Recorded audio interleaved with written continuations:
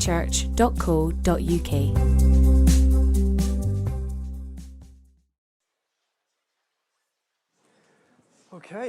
welcome everyone.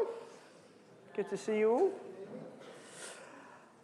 So we have been on this series of the battle cry. Last week, my dad spoke about having a passion for the vision. So what I've got to say really kind of fits with that. And so I've had, what is this guy called?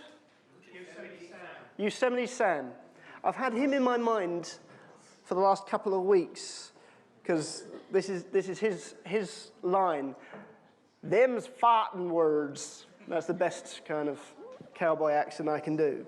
So let's just see that in context. Start walking, you doggone long-eared galoot. Just a minute, partner. You can't talk to me like that. Them's fighting words. Them's fighting words. Them's fighting words. There's lots of fighting words in the Bible. We looked at Caleb last time. Give me this hill country. Them's fighting words.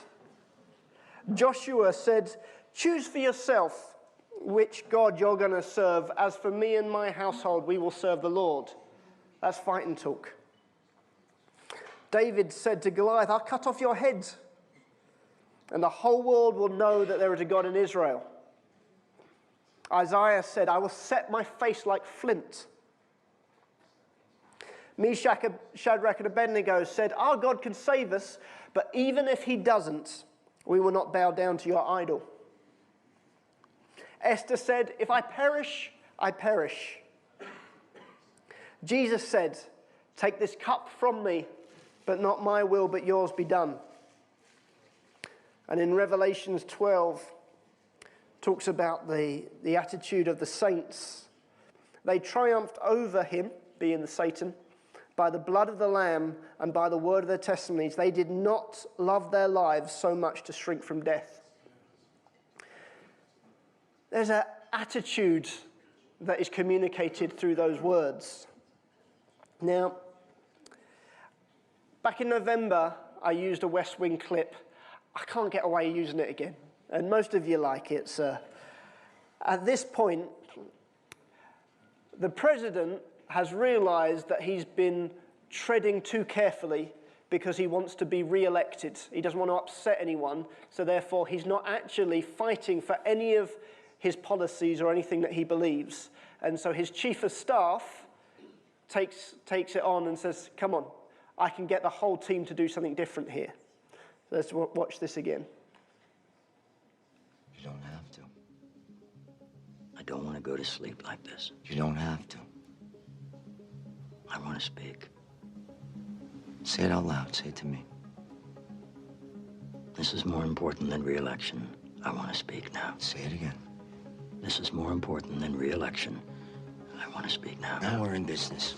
What's happening? We got our asses kicked in the first quarter, but it's time to get up off the mat. Yes. Say it. This is more important than re-election. I want to speak now. I'm going to talk to the staff. I'm going to take them off the leash. You have a strategy for all this? I have the beginnings of one. What is it? I'm going to try that for a little while.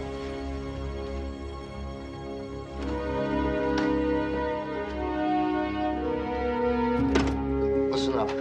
Our ground game isn't working. We're going to put the ball in the air. If we're going to walk into walls, I want us running into them full speed. What are you saying? Or you can start by telling the Hill the president's named his nominees to the FEC. And we're going to lose some of these battles. And we might even lose the White House. But we're not going to be threatened by issues. We're going to put them front and center. We're going to raise the level of public debate in this country. And let that be our legacy. That sound all right to you, Josh? I serve at the pleasure of the President of the United States.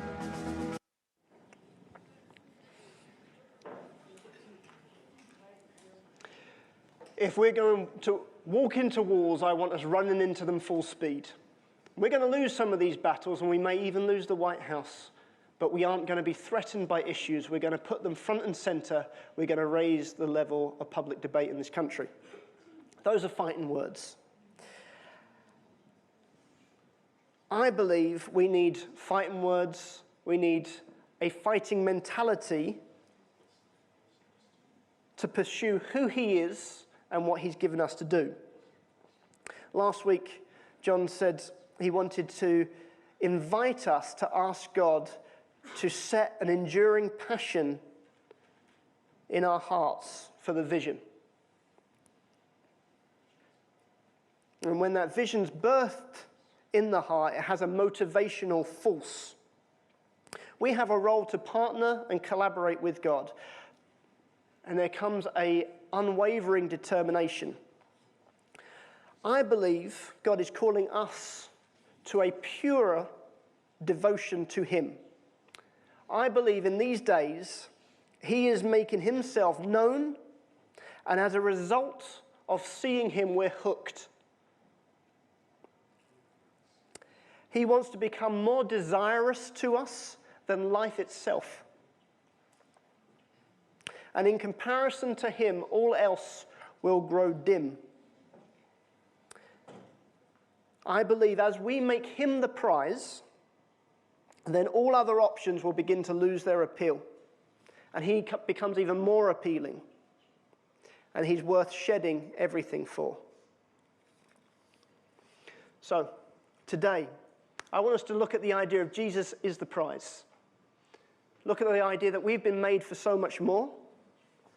And to even take some time to imagine, what if Jesus was the end in himself? So Jesus is the prize. I want to read this section from Philippians. But whatever were gains to me, I now consider loss for the sake of Christ. What is more, I consider everything a loss because of the surpassing worth of knowing Christ Jesus my Lord, for whose sake I have lost all things. I consider them garbage, that I may gain Christ and be found in him, not having a righteousness of my own that comes from the law, but that which is through faith in Christ, the righteousness that comes from God on a basis of faith. I want to know Christ, yes, to know the power of his resurrection and participation in his suffering, becoming like him in his death, and so somehow attaining to the resurrection from the dead. Not that I've already obtained all this, or have already arrived at my goal, but I press on to take hold of that which Christ Jesus took hold of me.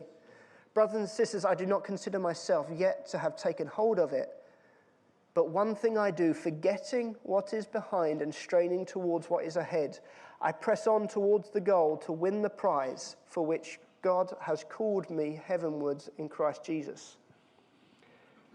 That's fighting words. There is something that Paul has seen that is driving him. You hear it particularly in those lines. The surpassing worth of knowing Christ. I want to know him. Earlier in that book of Philippians, he says, to live is Christ and to die is gain. And I desire to depart to be with Christ. He wants to be with him. Like, the world that he's in right now is not fulfilling all that he was made for. In the Psalms, in Psalm 84, it talks about, better is one day in your court than 1,000 elsewhere. In a letter to Ephesians, he talks about God who is able to do immeasurably more than we can ask or imagine. In Isaiah, it talks about, come, all who are thirsty, come to the waters, and you without money, come, buy and eat. Psalm 27, one thing I have asked the Lord, this is what I desire, to dwell in the house of the Lord all the days of my life, to gaze upon the beauty of the Lord and seek him in his temple. And in the famous lines from the song, When I Survey, were the whole realm of nature mine, that were a present far too small. Love so amazing, so divine, demands my soul, my life, my all. These fighting words have seen something. They have seen who he is. For them, Jesus has become the prize. Man, I want to see what they've seen. And at times, I think I've had a glimpse. I've seen something that is worth everything. But any time when it's not so, when that's not my attitude, it's not because he's not the prize. It's because I'm not seeing it right. I want to see him. To know him.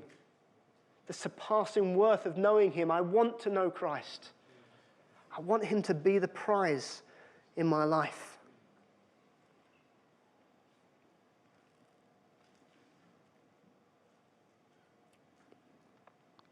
We were made for so much more. We were made for him. The Bible gives us the impression that we are just passing through this life. I've told the story before about when I used to travel with my dad to visit different people in the network. There was one time that we went to Cape Town. It was the only time I'd ever got to be there, and we had an afternoon free. And there was the offer, do you want to go to Table Mountain? It's like, wow, yes, I'd love to see Table Mountain. Dad said, you might have to queue for about half an hour, so let's not bother. So I never got to Table Mountain because there might have been a queue. He's English, we're used to queuing. But when I told this story to our friends in New York, Mark McGrath, he said, your dad always just gives that impression that he's someone that's just passing through this world. He's not here to kind of engage with it. Now, there's nothing wrong with sightseeing. I have no problem with that. But there is a sense of, I'm passing through. These things, they're nice, but they're nothing compared to what I'm going to and what I'm going to see. In John 13, it's the point where Jesus gets up and washes the disciples' feet. And just before he does that, it says, Jesus knew that he had come from the Father and he was returning to God. His value was not held here. He knew where he'd come from. He knew where he's going to, which meant he could do the job of the lowliest servant. He didn't need to build his value on earth because that wasn't where he's coming from or where he's going to. The Bible talks about us being foreigners and strangers on this earth. When Jesus prays in John 17, he talks about us being in the world, but not of the world. We often use that Psalm 84 talking about the heart set on pilgrimage. Even the bit that goes on, it says, as they pass through the valleys of Baca, there is a passing through. There's somewhere else we're going. This is just a staging post on the way.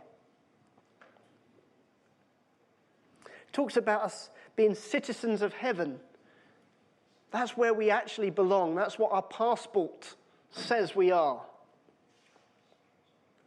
We were made for more than what is here because we're just passing through.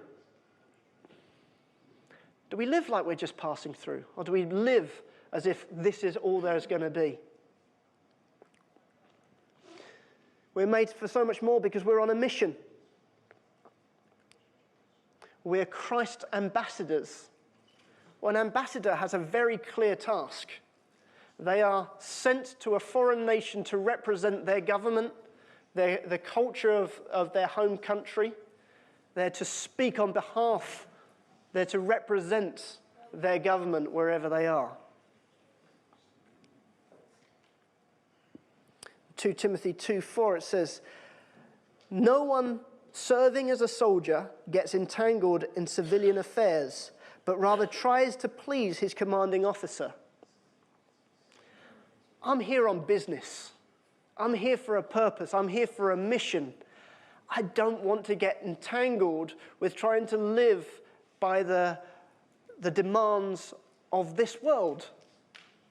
I'm not here for that purpose. I'm here for a mission. I've got a focus. I've got a responsibility. I've got a greater purpose. I'm here for someone else's benefit. We were made for so much more. We were designed for the eternal. In Matthew 6, Jesus encourages us that don't store for yourself treasures on earth where it's going to collapse, it's going to fall apart. But store up for yourself treasures in heaven. Have that eternal focus. What you're doing now matters for eternity. Am I investing in the things of eternal value?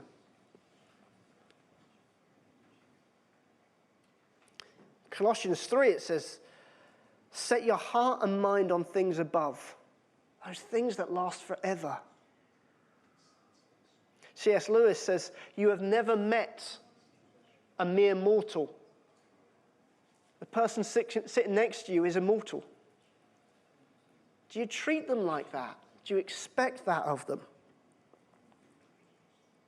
Jesus was able to say to the other convict on the cross next to him, you'll join me tonight, you'll feast with me tonight in paradise. Am I living expecting paradise? Tim Keller tells a story of this young guy that was paralyzed after an accident. And he'd have people say to him, so what do you say to God with all that what you're facing? And he said, I tell God he's got eternity to make it up to me. Isn't that a different mindset? How often we can lick our wounds of how bad our life is.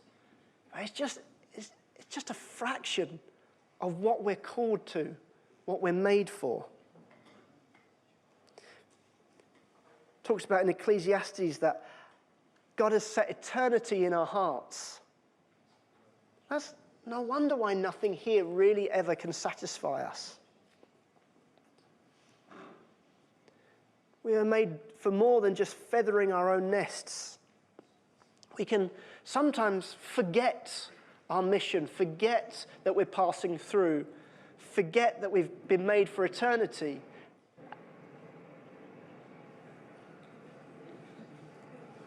Is that me? Oh, okay.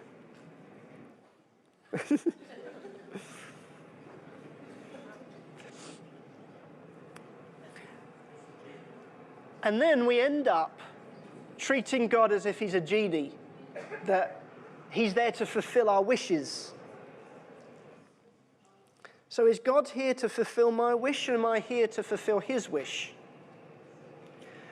Because I realize I'm using God when I get disappointed. When I take a position of, God, I trusted you, but. Has anyone ever felt you've done that?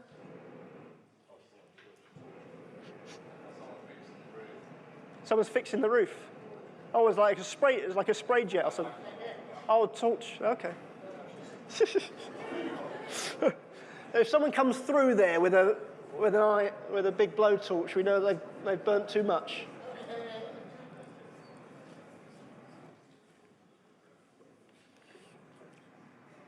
Right, let me say that point again. You realize that you're using God for your means, as a means to your ends, when you can hear yourself saying, sorry, Ken's more interested than me, I can see. When you get to a point you realize, no one is actually looking at me. They're all looking at Ken. Don't worry, I'll join you. Oh, look, there he is, I can see him.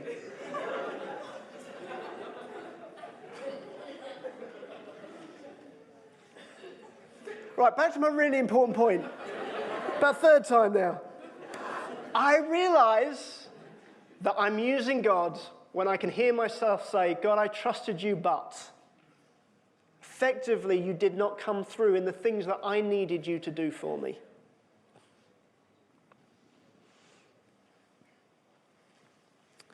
Jesus warns us of this. He says, is not life more than, and in this case he was talking about food, he was talking about clothes, but you can actually insert your own idol in that point. Now, but by idol, it's a good thing that has become the ultimate thing. So my family is a good thing. It becomes the ultimate thing when I put it at a higher priority and of higher value than Jesus. And so it might be marriage becomes your idol. Family. You know, Jesus said in Luke 20, we're not going to be getting married in heaven. You think very differently. How much of life can we just spend thinking about getting married, being married, staying married? But there's something far beyond what we're going to end up with. Now, I have no idea what that's going to be like. Friendships. We talked about friendships before. C.S. Lewis is great on friendships. If we make friendships the goal, we just simply want friendships, we can never actually have any, because the conditions of friendship is that they've got to be about something.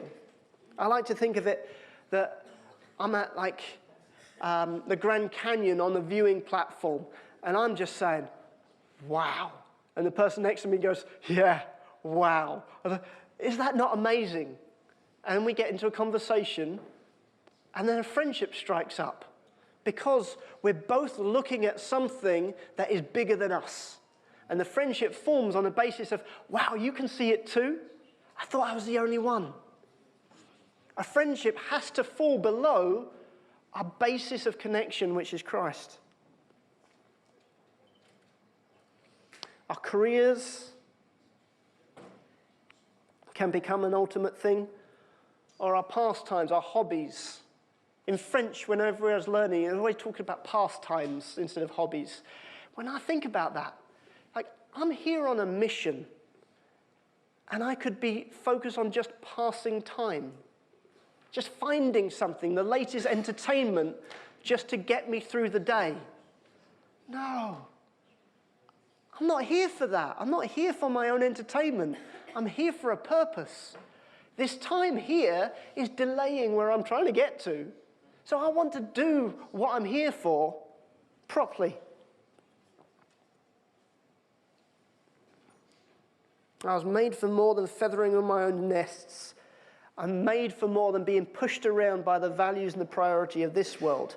I have been set free and commissioned to be part of creation's jailbreak.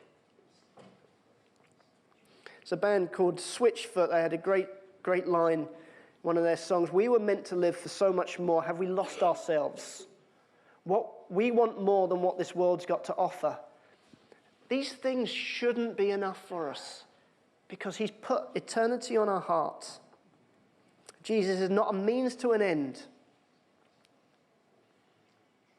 I don't use him to get security. He is security. Another story Tim Keller talks about. He talked about this pastor friend of his who was approached by two very anxious parents at the end of the meeting.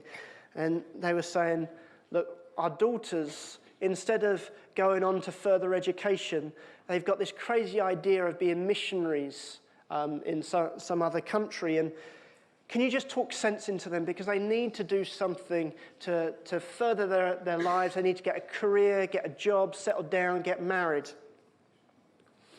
And the pastor looked at them. He said, let me get this straight.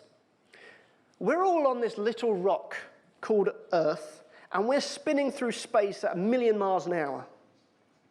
If we don't happen to run into anything else, it doesn't matter, because one day a trap door will open under every single one of us and we're going to fall off. Underneath are the everlasting arms of God on nothing. And maybe a master's degree will give you a little security. Come on, if you've seen him, if you've seen what he's like, if you've seen that he is the prize, none of this stuff fits. So imagine, what if Jesus was the end in himself? There's a guy called Jeff Bethke that tells this little illustration. He said, if I was in the middle of the desert dying of thirst, and miraculously there appeared a toilet bowl. I would stick a straw in that and slurp away, no hesitation, no shame. But he had actually lived in a place called Portland. It's one of the wettest places in America, lots of rain and natural springs. He said, we have great drinking water in Portland. So if I need a drink, I go to the kitchen tap.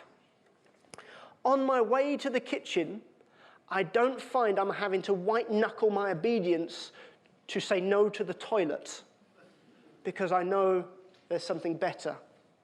And his phrase was, there is a better yes. It's right to say no to things and to discipline ourselves and to focus, but there's a better yes. If I could see him, if I knew him, none of these things would hold their appeal.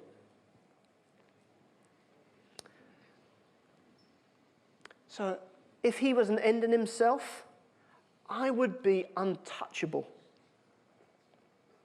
Romans 8:18 says, I consider that our present sufferings are not worth comparing to the glory that will be revealed in us. This pain that you're currently facing is nothing compared to the joy that you're going to have in what he's got for you, in what he's called you to. It's like that paralyzed guy. He's got eternity to make it up for me. But that's not just when we've left this place. It's something we can begin to taste now, begin to experience, just like Paul said, the surpassing worth of knowing him. In Hebrews 11, it's just gone through all the heroes of the faith. And the first part of the list are those that experienced the miracles and miracle rescue. And then it goes on to the next part. And it said, others were tortured and refused their release so that they may gain a better resurrection. So there was a number of people that were resurrected, brought back to life, but it was only temporary. I still had to physically die at another point. But a better resurrection. What he's got for me is better than absence of pain today. I want to know that. I want to hold out for that. Still others endured mocking and flogging and even chains and imprisonment. They were stoned. They were sawn in two. They were put to death by the sword. They went around in sheepskins, goatskins, destitute, oppressed, and mistreated. The world was not worthy of them. If he was the end in himself, he can turn all things for good. There's another band that I used to listen to called the Supertones, and they had this line that stuck out to me.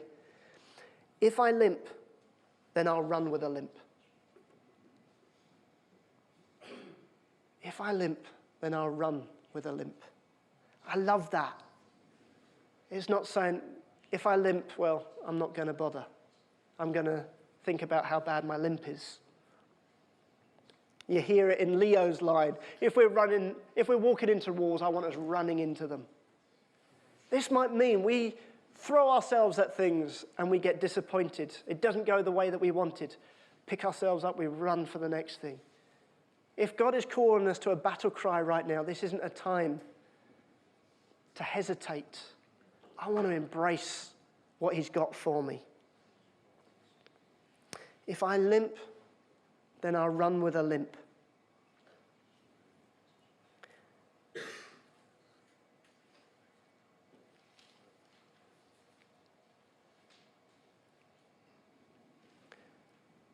God can turn a limp into something. He has an ability to turn all things for good.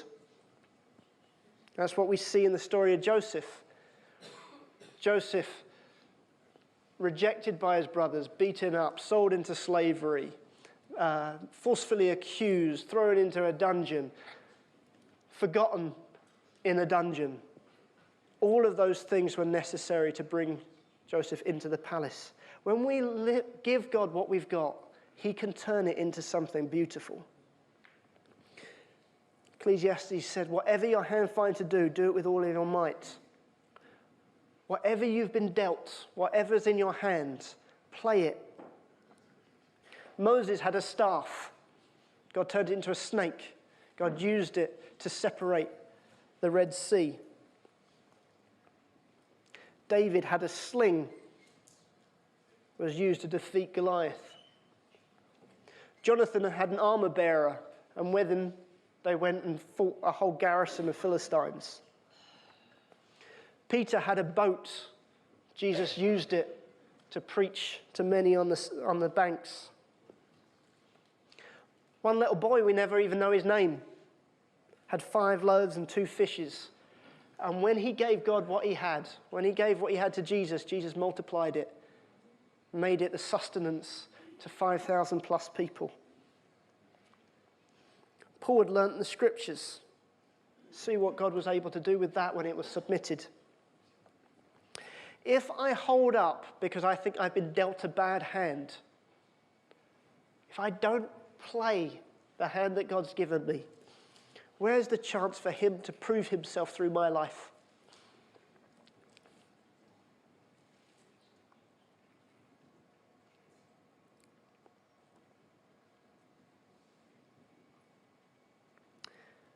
Imagine what a breathtaking community this would be if Jesus was the end in himself. If we were all sold out for Jesus. It would be a terrifying, inspiring community to be part of, much like it was in Acts, where no one dared join them, even though they were highly regarded. But yet God added to them on a daily basis because of the purity of their devotion to Jesus.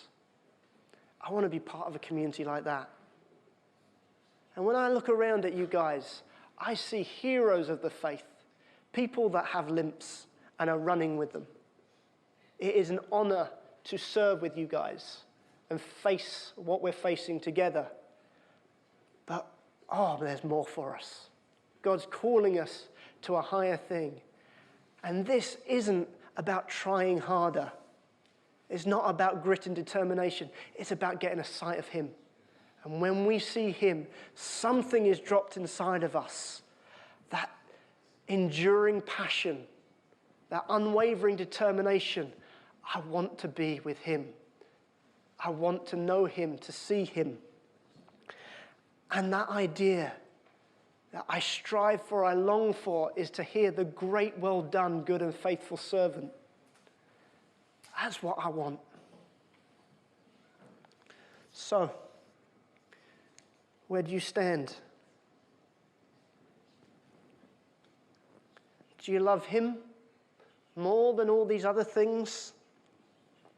That was a question that Peter was asked after he'd denied Jesus 3 times and the resurrected Jesus came and found him.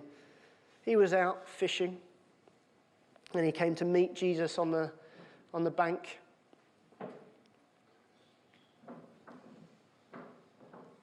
Jesus asked him, "Do you love me more than these?" What are these? I wonder. Could these be the boats, the nets, the fishes? Could they represent your job? Is that where you find your identity, is in your job? Do you see that your job is your source of income? So that if you don't have a job, you have no income? Or do you see your job as the channel that God is using because he is the source of your income? He could put it through the job, he could put it through anywhere. But what is behind it? What is the source? Sometimes we can think that these material things are so absolutely necessary and undermine our commitment to Jesus in the process. Peter was always going back to his boat. So he first met with Jesus on his boat. He went back to the boat another time. Jesus came and got him.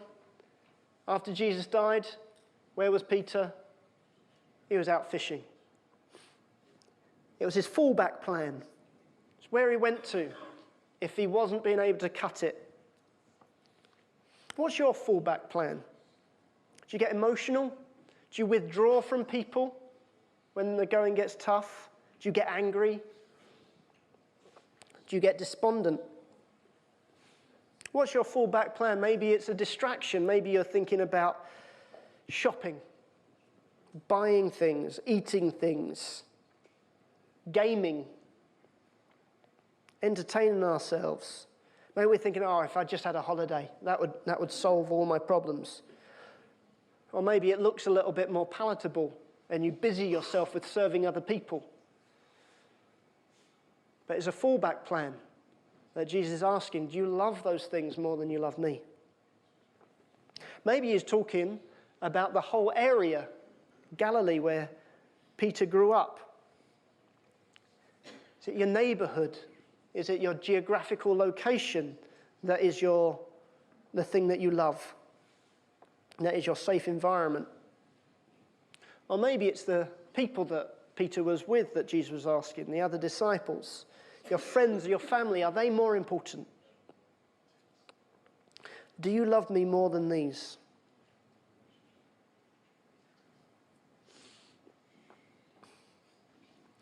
In 1 Corinthians 9, Paul says, do you not know that in a race all runners run, but only one gets the prize? Run in such a way as to get the prize. Everyone who competes in the games goes into strict training. They do it to get a crown that will not last, but we do it to get a crown that will last forever. Therefore, I do not run like someone running aimlessly. I do not fight like a boxer beating the air.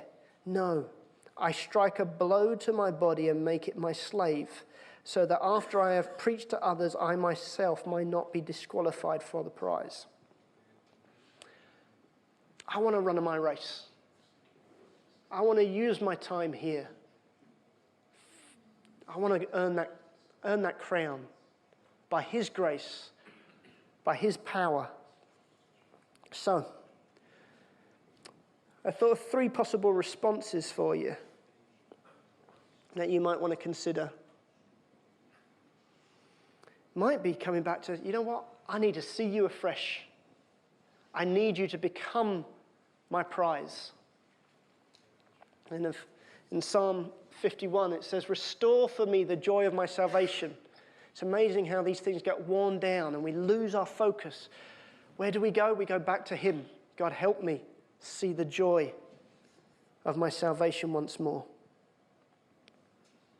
Paul said to Timothy, make sure you fan into flames the gifts which God has given you. God has given you gifts. Sometimes you can mistreat them, you can put them away, you can think, well, that's a limp.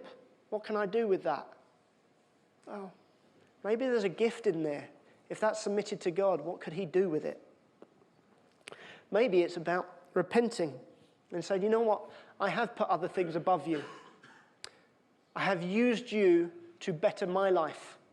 Now I'm saying, use my life to better yours. Richard and the team are going to come back up here and going to lead us in a song which I think we can use as a response.